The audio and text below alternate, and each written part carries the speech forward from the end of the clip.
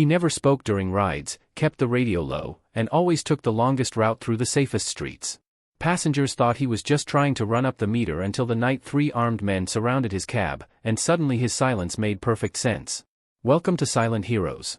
Before we begin this powerful story of silent protection and forgotten training, tell me in the comments, what city are you watching from today? And if you believe stories like this deserve to be heard, hit that subscribe button. These stories matter. The taxi sat idling outside St. Mary's Hospital at 11:47 p.m., engine humming quietly in the October cold. Behind the wheel, Marcus Rivera adjusted his rearview mirror for the 3rd time in 2 minutes, not out of nerves, but out of habit. 23 years of night shifts had taught him that survival lived in the details. His cab wasn't the newest on the street. Faded yellow paint, worn leather seats, and a radio that crackled more than it played. But Marcus kept it clean, kept it running, and most importantly, kept it positioned where he could see everything coming. The dashboard held the usual items: coffee-stained clipboard, stack of receipts, a thermos that had seen better decades. But hidden beneath the passenger seat was something most cabbies didn't carry: a go bag with emergency supplies and communication equipment that could reach people who didn't officially exist. Marcus Rivera wasn't always a taxi driver. 15 years ago, he'd been Master Sergeant Marcus Rivera, Force Reconnaissance Marine, operating in places that didn't appear on maps with men whose names never appeared in casualty reports. He'd spent 22 years perfecting the art of staying invisible while keeping other people alive. Moving through hostile territory without being detected. Extracting targets from impossible situations. Reading terrain, reading people, reading the 1,000 small signs that separated professionals from corpses. But that was before. Before the mission in Helmand Province that left him with a Purple Heart and a medical discharge. Before the nightmares that made sleep impossible. Before he discovered that the hardest part of being a warrior wasn't the fighting, it was learning how to stop fighting when the war was over. Some men retired and played golf. Marcus bought a taxi and never really retired at all. He had rules. Simple ones that kept him alive in a job most people thought was just about driving from point A to point B. Rule 1. Always know your exits, every street, every alley, every way out of a situation gone wrong. In Fallujah, knowing your exits meant the difference between going home and going home in a box. Rule 2. Trust your instincts. That uncomfortable feeling in your gut was training talking, not paranoia. Your subconscious processed threat indicators faster than your conscious mind could catalog them. Rule 3. The safest route isn't always the fastest route. Sometimes taking 10 extra minutes meant everyone went home breathing. In Iraq, the fastest route between 2 points was usually where the IEDs were planted. These weren't lessons from driving school. These were lessons from places where mistakes meant body bags and classified memorial services. The regulars knew him as the quiet driver who didn't ask questions, didn't play loud music, and somehow always got them home safe even when they were too drunk to remember their own address. What they didn't know was that Marcus chose his passengers carefully. Late shift nurses walking to dark parking lots where predators waited for lone women. College students leaving parties in bad neighborhoods where robbery was a weekend sport. Single mothers working double shifts who couldn't afford anything but the cheapest apartment in the most dangerous part of town, where gunshots were background noise and sirens never came fast enough. He wasn't just driving people around, he was running security operations disguised as taxi rides. Marcus had saved 17 people in the last 5 years. Not combat saves, civilian saves. A drunk college kid who would have walked into gang territory. A domestic violence victim who needed an escape route her abuser couldn't track. A homeless veteran having a psychotic episode who needed someone who understood PTSD. 3 separate occasions when he'd recognized human trafficking operations and made the calls that shut them down. None of them knew they'd been saved. That was the point. Tonight felt different. The air had that electric tension he remembered from pre-mission briefings, when everyone knew something big was about to happen but nobody talked about it. His radio had been quiet all evening, unusual for a Friday night. The hospital security guard who usually waved at him had been replaced by someone Marcus didn't recognize. Small things. Details that meant nothing individually but together painted a picture of change. The hospital doors slid open with their familiar mechanical whisper. A young nurse emerged, phone pressed to her ear, tears streaming down her face in the harsh fluorescent light that spilled from the emergency room entrance. She looked around frantically, scanning the nearly empty street with the desperation of someone whose world had just collapsed, then spotted his taxi and ran toward it with the urgent steps of someone running toward safety. Marcus watched her approach in his side mirror, already cataloging details that most people wouldn't notice. Late 20s, Asian features, scrubs still damp with what looked like blood, not unusual for an ER nurse, but the pattern suggested she'd been working trauma cases all evening. Hands shaking beyond normal exhaustion, adrenaline crash or genuine fear. Looking over her shoulder twice before reaching the cab, someone running from something, not just running toward help. Her body language screamed flight response. "Please," she said, sliding into the back seat and immediately slumping forward with relief at being inside something solid and safe. Her voice carried the tremor of someone barely holding themselves together. "I need to get to Riverside District. Fast." Marcus studied her in the rearview mirror, reading the fear in her posture like a tactical assessment. Riverside wasn't just across town, it was the part of the city where cabs didn't go after dark, where emergency services needed backup to respond, where good people disappeared and bad people thrived. It was the kind of neighborhood where calling for help meant waiting 40 minutes for police who might not show up at all. The Riverside District had been Marcus's area of operations for the past 3 years. Not officially, there was nothing official about what he did anymore. But he'd made it his business to know every street, every abandoned building, every corner where trouble gathered. He knew which cops could be trusted and which ones had their hands in too many pockets. He knew which buildings were safe houses and which ones were trap houses. He knew because staying alive in Riverside required the same skills that had kept him breathing in Kandahar. "That's going to be expensive," Marcus said quietly, his voice carrying decades of caution earned in places where caution meant survival. "Dangerous area after midnight. Most drivers won't go there." "I don't care about the money," she replied, desperation cracking her voice like glass under pressure. "My sister, she called me 20 minutes ago. Said she's in trouble. Said men are following her, that she's hiding in an apartment building on Riverside and 3rd. She sounded terrified. She never sounds scared." Marcus didn't answer immediately. He'd driven these streets long enough to know what "men following" meant in that neighborhood. Drug dealers protecting territory from competitors. Human traffickers recruiting inventory for overseas buyers. Loan sharks collecting debts with interest paid in blood. Corporate cleanup crews eliminating witnesses to industrial accidents that weren't accidents. Men who didn't leave witnesses and didn't accept excuses. Men who knew that a scared sister would come running, no questions asked, straight into whatever trap they'd set. He put the car in drive, but something felt wrong.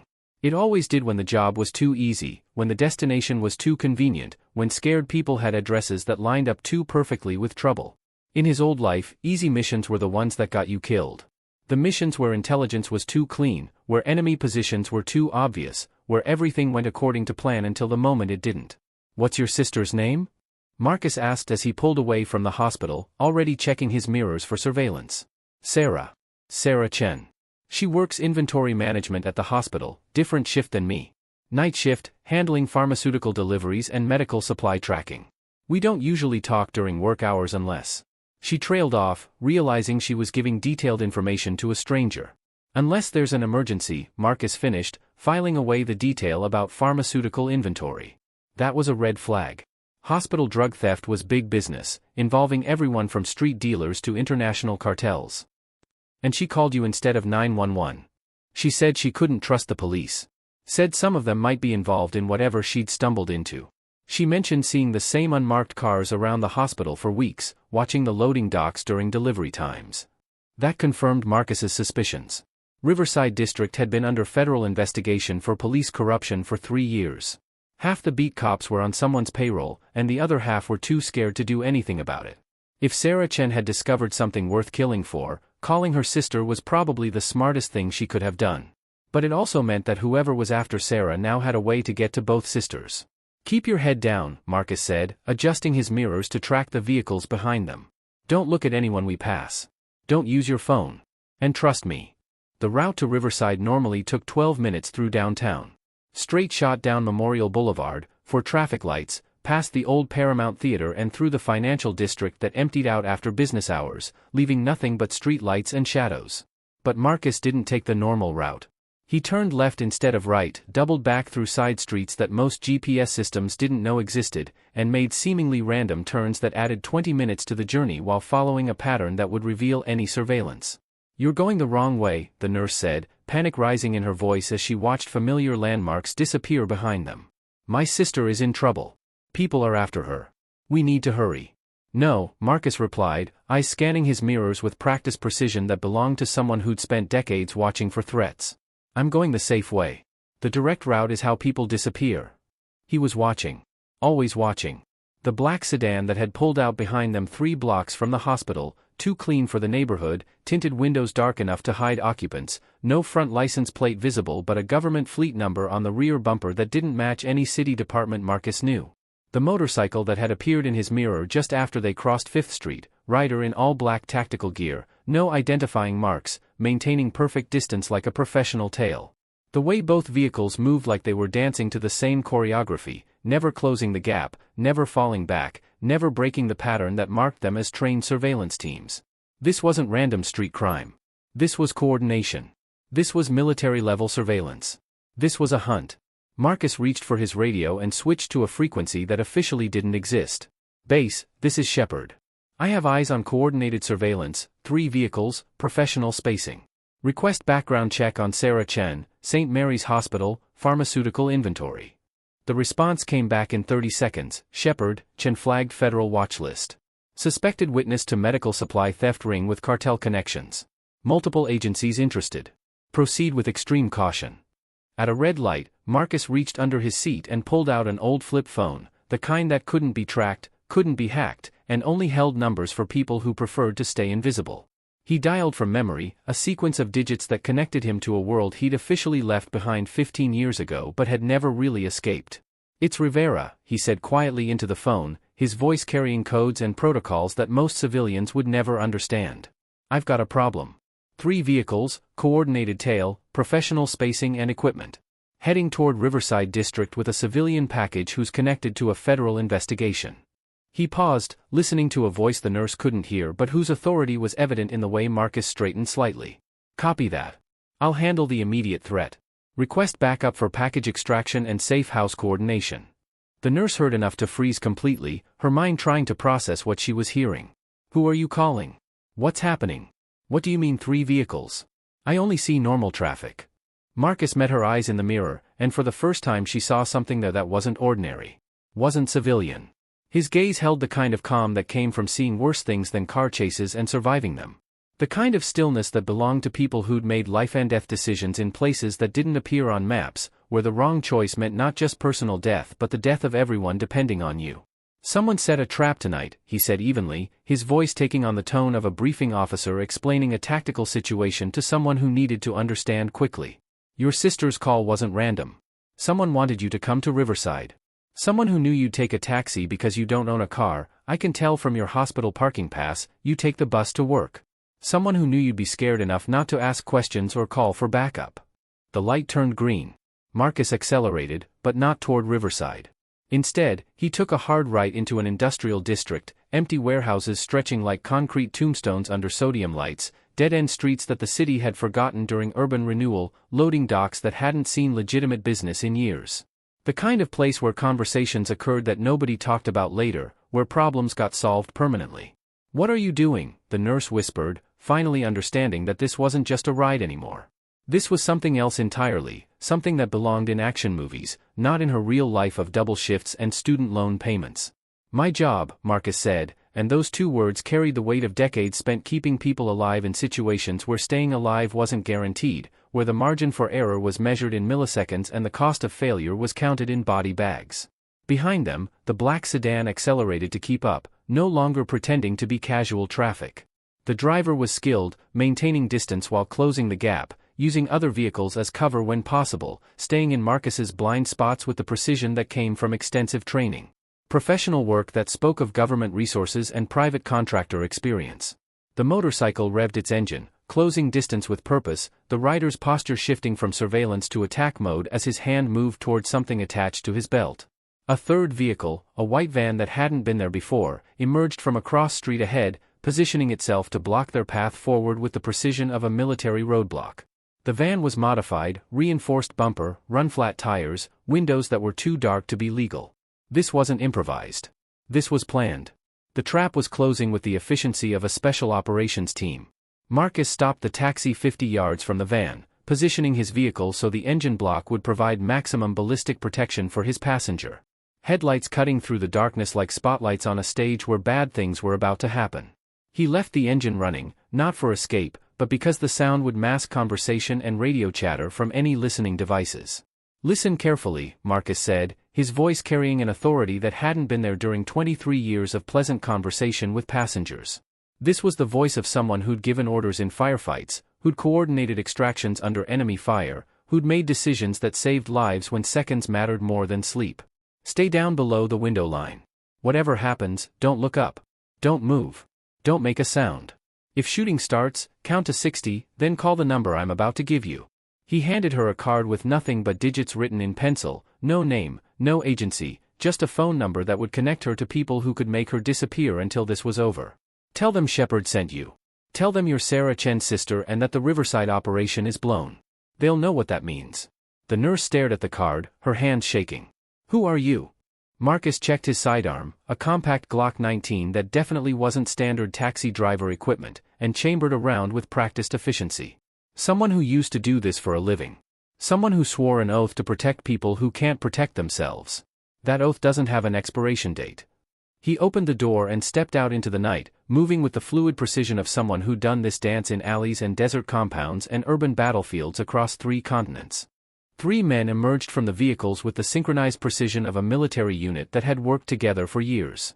2 from the sedan, one tall and lean with the posture of a former Army Ranger who'd traded his uniform for private contractor money, the other stocky and aggressive, moving like someone who'd learned violence in urban warfare and never stopped enjoying it. 1 from the van, older, scarred face telling stories of conflicts in places most people couldn't pronounce, clearly the team leader with the kind of authority that came from commanding men in life-or-death situations.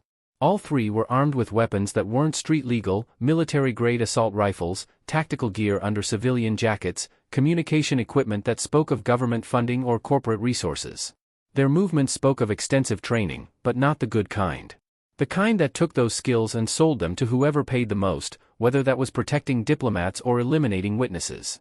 The team leader approached the driver's side of the taxi with the confidence of someone who'd done this before, who'd cornered civilians and taken what they needed without consequence. Mid-30s, tactical vest under a civilian jacket, weapon held low but ready. A scar ran from his left ear to his jaw, souvenir from an IED in Mosul, Marcus guessed. His partners flanked the taxi with professional spacing, one covering the passenger side in case the target tried to run, one watching the rear for any surprise arrivals.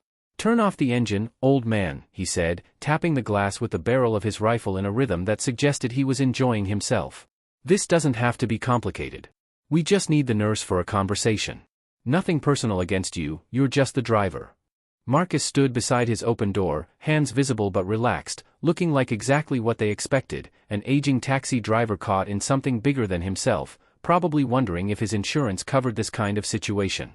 But his eyes were calculating distances, noting weapons positions, identifying cover options with the automatic assessment of someone who'd survived worse odds.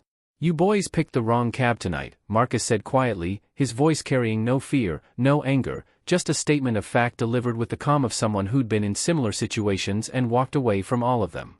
The team leader laughed, the kind of laugh that came before violence, the sound of someone who thought they held all the cards and enjoyed explaining the game before they won it.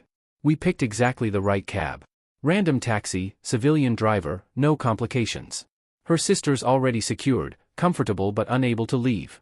Now we need to have a conversation with our friend in the back seat about some medical records that went missing from the hospital.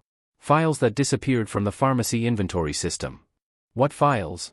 Marcus asked, buying time while his peripheral vision tracked the positions of all 3 men, calculating angles and cover options, noting that the man at the rear was favoring his left leg, old injury that would slow his movement. Pharmaceutical shipments, the leader continued, stepping closer with the confidence of someone who thought they were in complete control. High-end stuff? Military-grade painkillers, surgical supplies, equipment that finds its way to black market buyers who pay premium prices.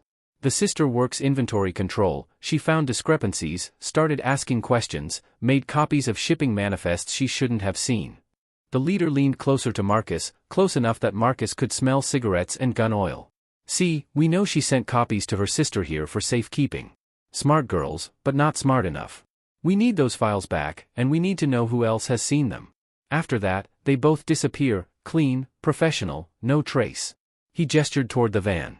We've got a nice quiet place set up for the conversation. Soundproof, private, all the tools we need to encourage honesty. Marcus nodded slowly, as if considering cooperation. And if I just drive away? Pretend this never happened? Then you drive away and live to pick up another fare. We're not unreasonable. Here's the problem with that, Marcus said, his voice taking on a different tone, harder, carrying an edge that made the team leader's smile falter slightly. I don't abandon passengers. Call it professional pride. The leader's expression shifted, reading something in Marcus's stance that didn't match his appearance. Don't be a hero, old man. You're outgunned and outmanned. This isn't your fight. You're right, Marcus said. It's not my fight. But it became my fight the moment you threatened someone under my protection. That's when the leader noticed Marcus's posture had changed subtly, weight balanced, hands positioned for movement, eyes tracking all three targets with the kind of focus that belonged to someone who'd done this before. Who the hell are you? Marcus smiled, and it wasn't a pleasant expression. Someone who used to get paid to solve problems like you. The team leader raised his weapon, finger moving toward the trigger. Take him down. That was his last mistake. Marcus moved with explosive speed that belonged to someone 30 years younger and a lifetime more dangerous. 22 years of Force Recon muscle memory erupted through decades of civilian calm like a dam bursting.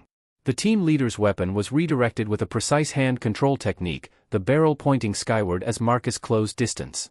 A knee to the solar plexus doubled him over, followed by an elbow strike to the base of the skull that dropped him unconscious to the pavement. 3 seconds. From standing conversation to neutralized threat in 3 seconds. The second gunman, the stocky one with anger management issues, swung his rifle toward Marcus. But Marcus was already moving, rolling behind the taxi's engine block as bullets sparked off concrete where he'd been standing. The sound echoed off warehouse walls like thunder, muzzle flashes lighting the darkness in strobing intervals. Marcus came up from behind the front wheel with a tire iron he'd pulled from the taxi's trunk during his roll. The stocky gunman was advancing, rifle raised, when the tire iron struck his weapon with enough force to crack the stock and send the rifle spinning away into the darkness. A follow-up strike to the temple put him down permanently. The third man, the one with the favored leg, had circled around the taxi to flank Marcus from the passenger side. Smart tactics, but Marcus had been tracking his movement through the taxi's windows. As the flanker rounded the rear bumper, weapon raised, Marcus was waiting. The final engagement lasted exactly 4 seconds. Marcus stood among the 3 unconscious contractors, breathing steady, not even winded. He checked each man quickly, alive but neutralized, weapons secured, no immediate threat. Then he walked back to the taxi where the nurse sat in stunned silence, staring at him through the rear window like she was seeing a completely different person than the quiet driver who'd picked her up 20 minutes ago. It's over, Marcus said, opening the back door and crouching down to her eye level. You're safe. Who are you? She whispered, her voice barely audible. Really? Marcus helped her out of the taxi, scanning the industrial district for any additional threats before answering. Master Sergeant Marcus Rivera, United States Marine Corps, Force Reconnaissance. 22 years of active duty, specialized in hostage extraction, counterterrorism, and keeping people alive in places where staying alive wasn't guaranteed. Retired, but apparently not as retired as I thought. He pulled out his secure phone and made another call. Base, this is Shepard. 3 contractors neutralized, civilian package secure. Request immediate extraction and cleanup at my location. Also request welfare check on Sarah Chen, they claim she's already in custody. The response came back quickly, Shepard, Sarah Chen is secure at Federal Safe House location Bravo 7. Extraction team en route to your position, ETA 8 minutes. Well done. Marcus turned back to the nurse, who was staring at the 3 unconscious men with a mixture of fear and disbelief. Your sister is safe. She's been in federal protective custody since this afternoon. The call you received was fake, voice synthesis technology. They needed you to come to them because they couldn't get to her. I don't understand any of this, she said, shaking her head. Sarah works in inventory. She counts pills and tracks medical supplies. How does that lead to this? Marcus leaned against his taxi, suddenly looking every one of his 63 years. Your sister discovered something bigger than medical supply theft. She found evidence of a pipeline moving military-grade pharmaceuticals to overseas buyers, drugs that end up in the hands of terrorist organizations, cartels, anyone willing to pay premium prices for American medical technology. He gestured toward the unconscious contractors. These aren't street criminals. They're former military, probably discharged under questionable circumstances, now working for a private security firm that handles wet work for corporate clients. Your sister's evidence threatened a multi-million-dollar operation with connections to people who solve problems permanently. So she called the FBI? She called a federal task force that's been investigating this pipeline for 2 years. Your sister isn't just a witness, she's the key to bringing down an entire network of corruption that reaches into hospitals, shipping companies, and government agencies. The sound of approaching vehicles echoed through the industrial district. 3 black SUVs with government plates, moving fast but without sirens. Marcus checked his watch, 7 minutes. The cavalry was always punctual. What happens now? The nurse asked as federal agents poured out of the vehicles, securing the scene with military precision. Now you and your sister disappear for a while, Marcus said, watching the agents work. New identities, new jobs, new lives until the trials are over and the networks are rolled up. It's not permanent, but it's necessary. A federal agent approached them, mid-40s, the kind of bureaucrat who'd never been in a firefight but knew how to coordinate the people who had. Mr. Rivera? Agent Sarah Mills, FBI. Thank you for protecting our witness. We'll take it from here. Marcus nodded, then turned back to the nurse. I have one more thing to tell you.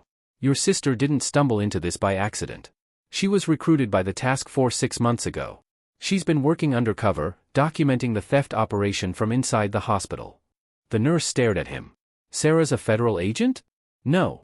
Sarah's a patriot who decided that some things are worth risking everything to stop. Just like her sister, who trusted a stranger to keep her safe tonight. Agent Mills stepped forward. We need to get you to the safe house. Your sister is waiting. As the nurse was escorted toward one of the SUVs, she turned back to Marcus one final time. What about you? What happens to the taxi driver who saves people? Marcus smiled, and for the first time that night, it reached his eyes. He goes back to driving a taxi. Picking up people who need to get home safe. Some missions never really end. After the federal vehicles disappeared into the night, Marcus stood alone in the industrial district with his taxi, the unconscious contractors already loaded into an unmarked van by a cleanup crew that worked with the efficiency of people who'd done this many times before. He got back behind the wheel, adjusted his rearview mirror, and checked his radio for the next fare. The call came in 3 minutes later. A college student, stranded outside a party in a bad neighborhood, scared to walk to the bus stop alone. Marcus smiled, put the taxi in drive, and headed back into the night. Some people protected others with uniforms and badges and official authority. Others did it with taxi meters and the longest route home. Marcus Rivera understood that real protection didn't announce itself with sirens and flashing lights. Sometimes it just showed up when you needed it most, asked where you needed to go, and made sure you got there alive. So now I ask you, have you ever met someone like Marcus? Someone ordinary who turned out to be extraordinary when it mattered most? Someone who chose to keep protecting people long after their official duty ended? Share their story in the comments, because heroes like that deserve to be remembered. And if this story moved you, subscribe to Silent Heroes. We're here to honor the quiet guardians who keep us safe without asking for recognition, who understand that the most important battles are the ones nobody ever hears about. Thank you for watching, and remember, sometimes the person sitting quietly beside you has saved more lives than you'll ever know.